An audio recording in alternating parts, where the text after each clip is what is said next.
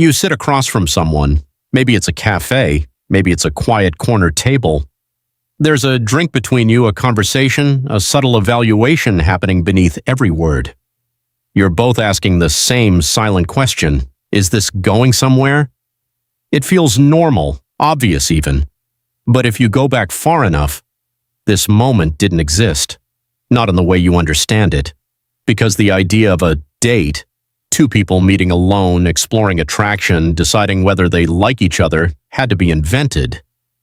And for most of human history, there was no space for it, no privacy, no freedom, no reason for it to exist at all. So when did the first date actually happen? And more importantly, what did it look like? To answer that, you have to strip away everything you associate with dating today. No restaurants, no texting, no planned meetups, no getting to know each other, just survival. Imagine a small group of humans tens of thousands of years ago, a nomadic band, maybe 30 people. They move together, eat together, sleep within sight of each other. There are no separate lives here. No individual schedules, no personal space in the modern sense. You don't ask someone out because you're never not around them. If attraction exists, and it does, it exists in full view of everyone else.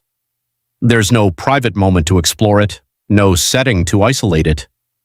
So the first barrier to anything resembling a date is simple. Privacy didn't exist.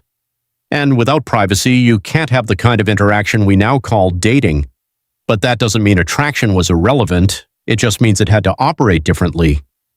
Instead of two people stepping away from the world stayed with them. Every interaction was observed, interpreted, evaluated, not just by the individuals involved, but by the group. Because relationships weren't private decisions, they were public consequences. Now imagine you're a young man in this group, you've reached adolescence, you've started to notice someone. Not in a dramatic, cinematic way, but in small details. The way they move, the way they contribute, the way others respond to them. You don't approach them with a clever line, you hunt, you gather, you perform. Because in this world, attraction isn't expressed through words, it's expressed through competence. If there was ever a first date, it didn't look like a conversation, it looked like a test. You go out with others to hunt, the conditions are unpredictable, the outcome is uncertain. But when you return, if you return with food, something shifts. People notice, they notice. Not because you said anything, but because you demonstrated something, reliability, skill, value, and that becomes your version of signaling interest. Now flip the perspective. If you're a woman in this group, you're not waiting to be entertained, you're watching, constantly, quietly. Who succeeds consistently? Who shares food instead of hoarding it? Who stays calm when things go wrong? Who do others trust? Because your choice, if you have one, isn't about who makes you feel excited in the moment. It's about who reduces your risk over time. So if we're being precise, the first date in human history wasn't a meeting, it was an observation period, long, public, unspoken, and completely tied to survival. But something interesting starts to happen as human groups grow slightly larger and more complex. Not cities, not even villages yet, but extended networks of bands, groups that occasionally meet, trade, share resources, and sometimes exchange people. This is where we start to see the earliest flicker of something new. Because now, for the first time, you encounter people you didn't grow up with, strangers, and that changes everything. Because attraction to someone unfamiliar creates a new problem. How do you evaluate them? You don't have years of observation, you don't know their history, their reliability, their reputation beyond what others say. So the process compresses, and in that compression, something begins to resemble a date. Picture a seasonal gathering. Multiple groups come together near a reliable water source. There's food, movement, interaction. People who normally live apart are suddenly in the same space. You notice someone from another group, they notice you. You don't disappear together, but you might walk slightly apart from the main cluster, still visible, still within reach of others, but with just enough distance to talk, to observe more closely. This is new. Because now, for a brief moment, attention narrows. not completely private, but more focused than before. And what happens in that moment? You don't talk about your feelings, you exchange signals, you watch how they speak, how they respond, how confident or uncertain they seem. You're both running fast calculations, even if you're not aware of it. Can this person integrate into my group? Can I integrate into theirs? Do they seem capable, stable, respected? It's not romantic, but it's personal in a way that didn't exist before. And that's the key shift. The first date wasn't about romance. It was about rapid assessment between unfamiliar individuals. A short window where two people, without full context, try to determine whether a connection is viable. No scripts, no expectations, no second chances guaranteed. Because if things don't align, the opportunity disappears as quickly as it appeared. The groups separate. You may never see that person again, so the stakes are high, but the structure is minimal. Now, fast forward a few thousand years, humans begin settling, agriculture appears, populations grow, communities stabilize, and something else emerges: time. Not just survival time, but excess time. And with that, the dynamics shift again. Because now interactions don't have to be compressed into rare encounters.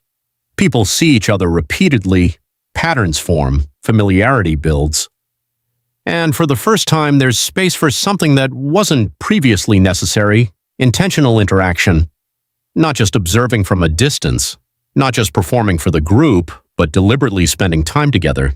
Still not fully private, still influenced by families and social structures, but closer, more focused, more repeated.